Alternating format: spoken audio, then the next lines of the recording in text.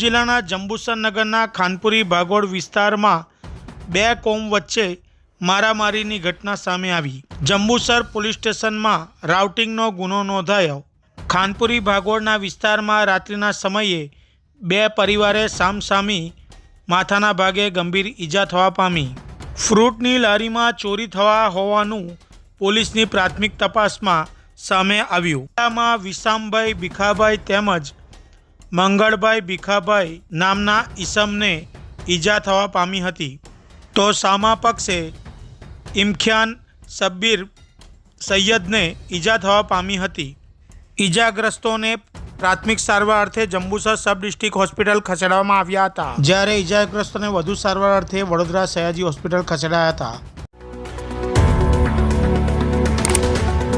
Subscribe now and press the bell icon.